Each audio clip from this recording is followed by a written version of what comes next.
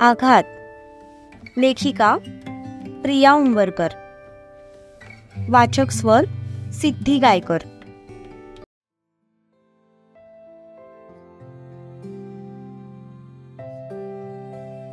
सकाळ झाली.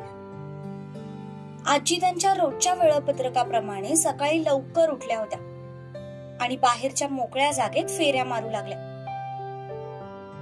फिरत असताना अचानक त्यांचं लक्ष घराच्या बाल्कनीकडे गेलं.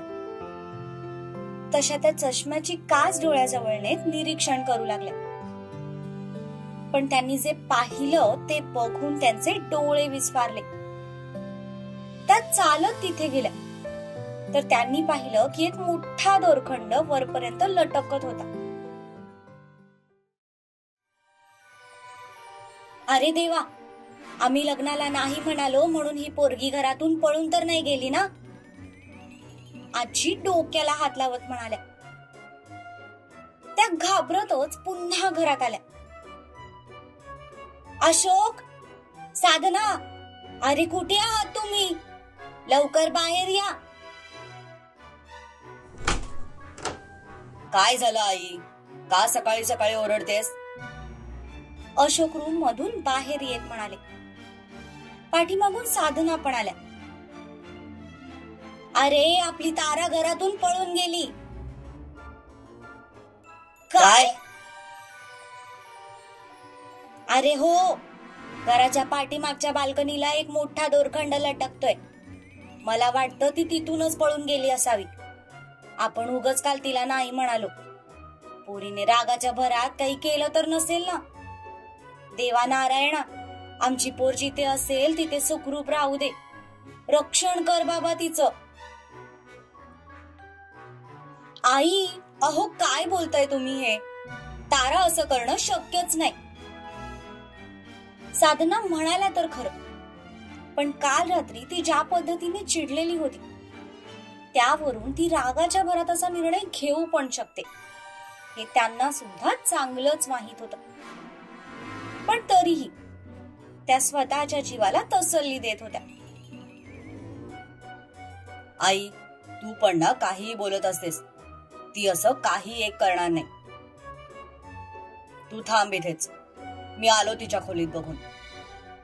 अशोक म्हणाले. थांब बाबा, आम्ही पण येतो, आजी म्हणाल्या. आणि मग ते तिघेही वरती आले. काय झालं? तुम्ही तिघे असे घाबरलेले का दिसताय? अजय, जो नुकताच त्याच्या खोलीतून बाहेर आला होता, तो म्हणाला. अरे आई म्हणतायत की तारा घरातून पळून गेली, ते पण बाल्कनीला दोरखंड लावून. म्हणून ती खोलीत आहे की नाही ते बघायला चाललोय, साधना म्हणाल्या. काय? मला नाही वाटत ती असं काही करेल. या आजीने काहीतरी स्वप्न बघितलं असेल. तुम्ही थांबा, मीच बघून येतो. असं म्हणत अजय पुढे झाला. त्याने दरवाजा उघडण्याचा प्रयत्न केला, पण दरवाजा आतून लॉक होता. त्यामुळे त्याने बाहेरून थाप मारायला सुरुवात केली. टीटू, दार उघड. तो दारावर थाप मारत म्हणाला, पण आतून काहीही उत्तर मिळालं नाही. म्हणून त्याने पुन्हा एकदा आवाज दिला, पण पुन्हा नो रिप्लाय.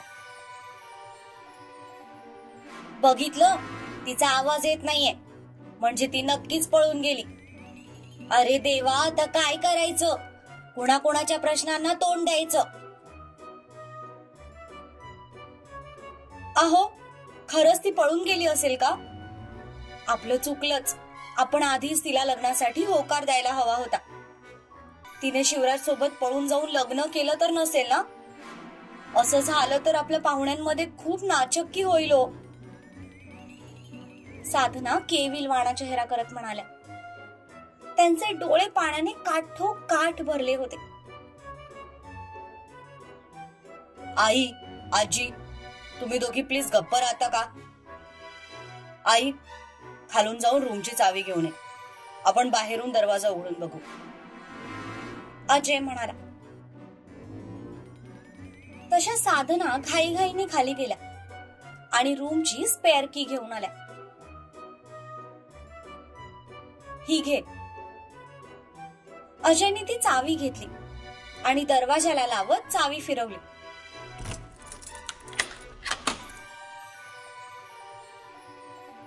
पण तोपर्यंत बाकी सगळ्यांचा जीव घशात आला होता.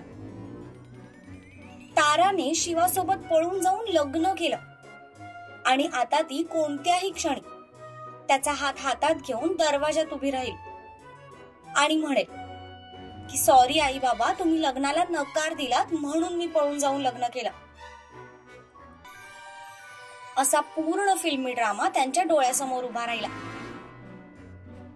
तितक्यात अजयने दरवाजा उघडला. तसे सगळे घाईतच आत गेले. पण समोरचा नजारा बघून आता सगळे शॉक झाले, कारण ती खरंच रूम मध्ये नव्हती. अरे देवा, ही पोरगी खरंच पळून गेली. साधना, नाक कापलं बाबा तुझ्या पोरीने. आता आपण कोणाकोणाला तोंड दाखवायचं. देवा नारायणा, अरे हे बघण्याआधी तू मला उचलून का नाही घेतलंस? ज्या नातीचं लग्न बघण्यासाठी मला जिवंत राहायचं होतं, आज तिनेच पळून जाऊन लग्न केलंय. आता काय उपयोग आहे माझा जिवंत राहून? आजी म्हणाल्या. एव्हाना साधनाने पण रडायला सुरुवात केली होती. अशोकराव पूर्ण रूमवर नजर फिरवत होते. आपल्यासाठी काही चिठ्ठी वगैरे आहे की नाही ते पाहत होते. अजयचं पोलिसी डोकं मात्र अजूनही यावर विश्वास ठेवायला तयार नव्हतं, कारण तो त्याच्या बहिणीला चांगलंच ओळखून होता. ती असं पाऊल कधीच उचलणार नाही हे त्याला माहित होतं. त्यामुळे तो पूर्ण रूम व्यवस्थित चेक करत होता. त्याने बाथरूम मध्ये पाहिलं, पण ती तिथेही नव्हती. मग त्याने बाल्कनीत जाऊन पाहिलं, पण तिथेही काही संशयास्पद नव्हतं. फक्त ती दोरी तेवढी लटकत होती. अरे काय बघतोयस इकडे तिकडे? त्याच दोरखंडाला लटकून पळाली असेल ती. जायचं होतं तर निदान दरवाजातून तरी जायचं होतं. असं लटकून जायची काय गरज होती? आता खाली उतरताना तंगडं बिंगडं मोडून घेतलं नसेल म्हणजे मिळवलं. आता त्या मोडलेल्या तंगड्याने परत 7 फेरे कसे घेतले असतील देव जाणे. आजी स्वतःच्या तंद्रीत बडबडत होत्या. खरं तर टेन्शनमुळे त्या काय बोलत होत्या त्यांचं त्यांनाच कळत नव्हतं. आई, अहो काय ही तुमची भाषा? साधना म्हणाल्या. अगं बाई हो की. अगं तुझा तो जावई अशाच भाषेत बोलतो. त्याची भाषा तर काही सुधारली नाही, उलट माझीच बिघडली. आजी, अगं काय झालंय तुला रडायला? दारातून ताराचा आवाज आला. तसंच सगळ्यांनी एकाच वेळी दरवाजाच्या दिशेने पाहिलं तर तारा दारात उभी होती, ते पण जॉगिंग सूटवर.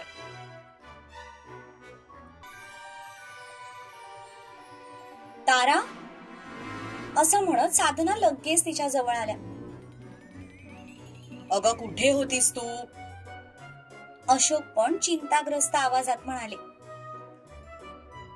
काय ग, पाय बरा आहे ना तुझा? लागलं तर नाही ना कुठे? आणि असं जॉगिंग सूटवर कोणी लग्न करतं का? आजी म्हणाल्या. तारा, अगं तर तू बाहेर आहेस तर मग दरवाजा आतून कसा काय लॉक होता? त्या सगळ्यांमध्ये फक्त एकट्या अजयनेच काहीतरी सेन्सिबल प्रश्न विचारला होता. अरे हो हो, तुम्ही सगळे गप्प बसाल तेव्हाच मी काहीतरी बोलेन ना. आणि ही आजी काय बडबडतेय? तारा म्हणाली. आजीला वाटलं तू घरातून पळून गेलीस आणि शिवराज सोबत लग्न केलंस. अजयने उत्तर दिलं. तसं ताराला हसू आलं. ती मोठमोठ्याने हसू लागली. पण बाकी सगळे मात्र भूत बघितल्यासारखं तिच्या तोंडाकडे बघत होते. अगं कार्टे, दात काय काढतेस? आधी कुठे होतीस ते सांग. आई, अगं काय झालंय काय तुला? कुठून शिकलेस तू हे सगळे शब्द? अशोक म्हणाले. तसं आजी पुन्हा शॉक झाल्या, कारण कुठलीही ट्युशन न घेता त्यांच्या भाषेत हा बदल झाला होता. हे सगळं ना त्या कोल्हापूरकरांमुळे होतंय. आजी प्लीज आता या सगळ्याचं खापर तू त्यांच्यावर फोडू नकोस. आणि कुणी सांगितलं तुम्हाला की मी घरातून पळून गेले होते? मग ती बाल्कनी दोरी काय आम्हाला गळफास घेण्यासाठी लटकवली असता? ती होय. अगं मला सकाळी जॉगिंगला जायचं होतं, पण दरवाजा आतून जाम झाला होता. काही केल्या उघडेना. मला वाटलं तुम्ही सगळे झोपले असाल, म्हणून तुमची झोपमोड करण्यापेक्षा मी दोरी टाकली आणि खाली उतरून जॉगिंगला गेले. पण ती दोरी काढायची विसरले. ते चुकलं माझं. बघितलं ताई, आणि तुम्ही नको नको ते विचार करत होतात. तुमच्यासोबत आम्हाला पण घाबरवून सोडलं. माझी खात्री आहे की तारा असं कधीच करणार नाही. शहाणी आहे माझी मुलगी. साधना तिच्या डोक्यावरून हात फिरवत म्हणाल्या, कुणी सांगितलं की मी असं करू शकत नाही? मी असं नक्कीच करू शकते. तारा म्हणाली. तसं सगळ्यांच्या तोंडावर 12 वाजले. मी असं करू शकते, पण मी करणार नाही. त्यामुळे शिस्तीत लग्नाला तयार व्हा, नाहीतर आयुष्यभर मी याच घरात तुमच्या डोक्यावर थैया थैया नाचेन. ए बाई, आता ना आम्हाला तू सहन होईनाशी झालीयस. तुझ्या अशा वागण्यामुळे एखाद्या दिवशी अख्खं घर अटॅकने मरेल. त्यापेक्षा तू लवकरात लवकर लग्न करून निघ बाई इथून. आजी म्हणाल्या. म्हणजे तुम्ही तयार झालात लग्नाला? हो. तसाही तू दुसरा पर्याय शिल्लक कुठे ठेवलायस? साधना म्हणाल्या. अर्थातच नाही. तुम्हाला तर माझा स्वभाव माहीतच आहे ना. एकदा जे ठरवलं ते ठरवलं. आणि तसंही मला फक्त शिवराज पाटीलच सहन करू शकतो. दुसऱ्या येड्या गबाळ्याचं कामच नाही ते. हे मात्र तू अगदी खरं बोललीस बघ. अजय तिच्या हो मध्ये हो मिळवत म्हणाला. मग मी हे लग्न फिक्स समजू? तिने पुन्हा एकदा खात्री करून घेण्यासाठी विचारलं. हो, पण भविष्यात जर काही विपरीत घडलं तर त्याची जबाबदारी सर्वस्वी तुझी असेल. समजलं तुला? अशोक तिला शेवटची वॉर्निंग देत म्हणाले. ओके, पण असं काही घडणार नाही याची खात्री आहे मला. आणि काही घडलंच तरी त्यासाठी मी तुम्हाला दोष देणार नाही. काळजी करू नका. बाय द वे, मी आमच्या लग्नाची गुड न्यूज शिवला सांगून आले. आई, तोपर्यंत तू ना मस्त नाश्ता बनव. जॉगिंग करून खूप थकलीये मी. भूक लागलीये मला. असं म्हणत ती पळतच बाहेर निघून गेली. कसं होणार आहे या मुलीचं देवच जाणे. साधना डोक्याला हात लावत म्हणाल्या. आई, तुम्ही सगळे ना उगीचच काळजी करताय. डोंट वरी, तिला काहीही होणार नाही. तिचं सासर तेवढं भक्कम आहे तिची काळजी घ्यायला. आणि राहिली कसर पूर्ण करायला तिचा हा भाऊ पण आहे. तुम्ही लागा लग्नाच्या तयारीला. असं म्हणत अजय पण बाहेर निघून गेला.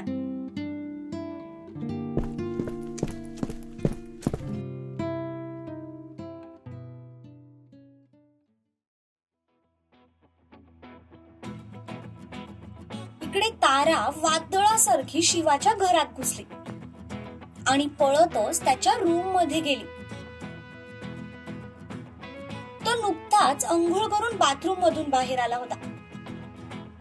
त्याला पाहताच तिने त्याच्यावर झेप टाकली. त्याने पण तिला अलगद झेलून धरलं. Shiv, you're great. खरंच तुमचं डोकं ना खूप विचित्र चालतं, पण त्याचे रिझल्ट मात्र भन्नाट असतात. यु नो व्हॉट, घरचे आपल्या लग्नाला तयार झालेत. मला तर वाटलंच नव्हतं की ते इतक्या लवकर तयार होतील, पण झाले. I am so happy. ते तर होणारच होते, आणि नसते झाले तरी मी त्यांच्या नाकावर टिचून तुला इथून पळवून नेलं असतं. एक बार जो शिवा ने कमिटमेंट कर दी, उसके बाद तो वो किसी के बाप की नहीं सुनता. पण नशीब आपल्याला वेळेवर जाग आली, नाहीतर त्यांनी जर आपल्याला एकत्र पाहिलं असतं ना, तर खूप मोठं रामायण घडलं असतं. आजीने तर घर डोक्यावर घेतलं असतं. आता हे सगळं कसं घडलं हा प्रश्न तुम्हाला पडला असेल, तर त्याचं उत्तर जाणून घेण्यासाठी आपण 1 तास मागे जाऊया.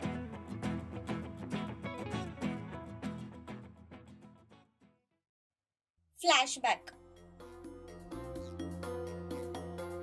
अशोक, साधना, अरे कुठे आहात तुम्ही? लवकर बाहेर या, आजी ओरडत म्हणाल्या. पण त्यांच्या आवाजाने जसं अशोक आणि साधनाला जाग आली होती, तशीच ताराला पण जाग आली होती. शिव, शिव उठा, तारा घाबरून त्याला हलवत म्हणाली. पण तो मात्र तिच्या पोटाला विळखा घालून शांतपणे झोपलेला होता. शिव, तो काही उठेना. ते बघून तिने एक जोरदार धपाटा त्याच्या पाठीत घातला. तसा तो खडपडून उठून बसला.